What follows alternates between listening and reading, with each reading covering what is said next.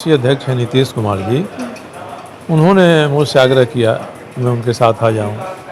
पुराने मित्र हैं, मैंने उनके आग्रह को टालना उचित नहीं समझा और उन्होंने ही कहा कि आप तो निर्दलीय भटक रहे हैं यहाँ से वहाँ थाली के बैंगन की तरह, तो आ जाइए मेरे साथ। स्वास्थ्य मंत्री के साथ आपका आमना सामना और वंदना गुप्ता के साथ रहता है। ये कोई नई बात नहीं है।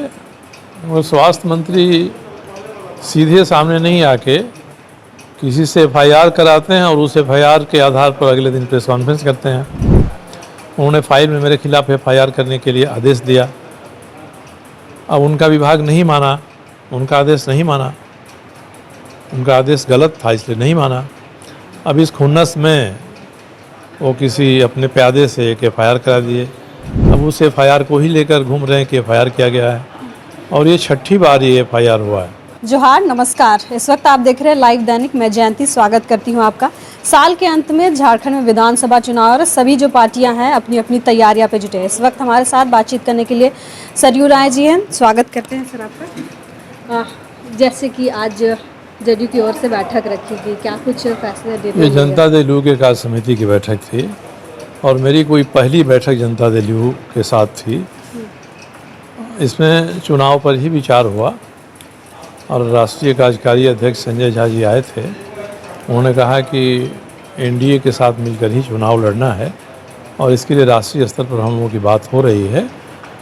उन्होंने कहा कि कार्यकर्ता जो उनके हैं, जो सीटें कोई चाहते हैं, उसके बारे में उनको जानकारी देते हैं, अपने क्षेत्र में कार्यक्रम करें ताकि उनका ही बल बढ़ेगा बातचीत करने में।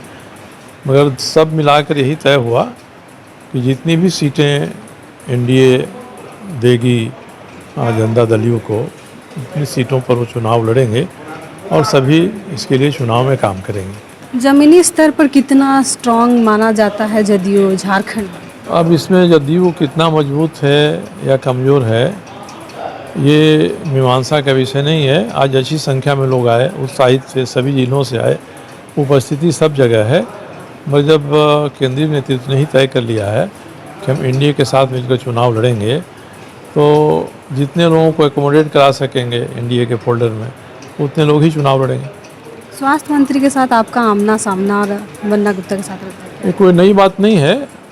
वो स्वास्थ्य मंत्री सीधे सामने नहीं आके किसी से एफआईआर कराते हैं और उस एफआईआर के आधार पर अगले दिन प्रेस कॉन्फ्रेंस करते हैं। उन्होंने फाइल में मेरे खिलाफ एफआईआर करने के लिए आदेश दिया। अब उनका विभाग नहीं माना, उनका आदेश नहीं माना, उनका आदेश गलत था इसलिए नहीं माना। अब इस खुन्नस में वो किसी अपने प्यादे से एक एफआईआर करा दिए। अब उस एफआईआर को ही लेकर घूम रहे हैं कि एफआईआर किया गया है और ये छठी बार ये एफआईआर हुआ है।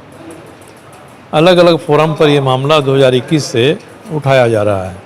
जमशेदपुर के लोगों ने, भाजपा के लोगों ने पहले उठाया, उसके बाद टेल्को के एक जी कुमार ने उठाया, एक विनय कुमार ने हाईकोर्ट में मुकदमा किया, फिर वो धुरवा थाना में एफआईआर किए।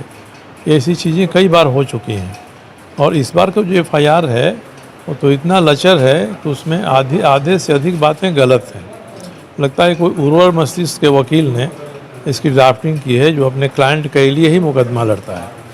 सत्य क्या है इस पर नहीं जाता है और जो करने वाला है उसका भी चरित्र लोग बताते हैं कि वो किसी गैंग में था पहले रांची में, कुछ कारनामों में उनको जेल भी हुई है। तो ऐसे व्यक्ति को उठा के उन्हें एक मुकदमा करा दिया है। अब इसी को आधार बना रहे हैं। इसको हम फोरम हंटिंग कहते हैं कि अलग अलग फोरम पर शिकार कर रहे हैं। कहीं किसी फोरम से तो मेरे खिलाफ बात आ जाए, कहीं से नहीं मिल रहा है तो एक एफआईआर करा दिया उन्होंने। एक और सवाल रहेगा आखिरी कि जदयू से आप इस बार चुनाव लड़ेंगे जमशेदपुर में, तो जमशेदपुर के जो लोग हैं, जनता है, वो जदयू को देख करके वोट करेंगे कि सरयू राय? नहीं, दोनों ही को देख कर करेंगे। जदयू का भी आधार है वहाँ, तो मेरे लिए तो एक नई ताकत हो जाएगी। हमारे साथ जो लोग हैं वो भी साथ रहेंगे, जनता दल यू की भी ताकत आ जाएगी, तो मेरे लिए तो ताकत में बढ़ोतरी हो जाएगी। इसलिए ये मेरे लिए फ़ायदेमंद साबित होगा। तो इससे पहले भी आप बीजेपी में थे, फिर निर्दलीय लड़े, अब फिर जेडीयू में जा रहे हैं। कोई खास बात कि जेडीयू से आप लड़े? अभी तो यहाँ उनके कार्यकारी अध्यक्ष ने कहा कि उनके जो राष्ट्रीय अध्यक्ष हैं नीतीश कुमार जी, उन्होंने मुझसे आग्रह किया मैं उनके साथ आ जाऊं। पुराने मित्र हैं, मैंने उनके आग्रह को टालना उचित नहीं समझा और उन्होंने यही कहा कि अब तो निर्दलीय भटक रहे हैं यहाँ से वहाँ थाली के बैंगन की तरह, तो आ जाइए मेरे साथ, एक हम लोग को साथ मिलकर काम करने का दोबारा मौका मिलेगा। पहले भी हम लोग साथ मिलकर बहुत काम किए हुए हैं। तो उन्होंने ये कहा तो मैंने उनको सौंप दिया कि भाई मेरे बारे में जो भी घोषणा करना है उचित समय पर आप कर दीजिएगा। कोई उचित समय आया, उन्होंने अनाउंस कर दिया कि मैंने उनकी पार्टी ज्वाइन कर लिया। झारखंड में कितनी सीटों पे जदयू लड़ेगी? अब ये तो नेता बताएंगे, मैं तो जुमा 4 दिन से आया हूँ यहाँ, तभी मैं अपना निर्णय में भागीदारी करने लगी हूँ, तो ठीक नहीं है। इनके प्रदेश के नेता हैं, राष्ट्रीय नेता हैं, बात करेंगे, वो जो तय करेंगे मुझ पर ही लागू होगा।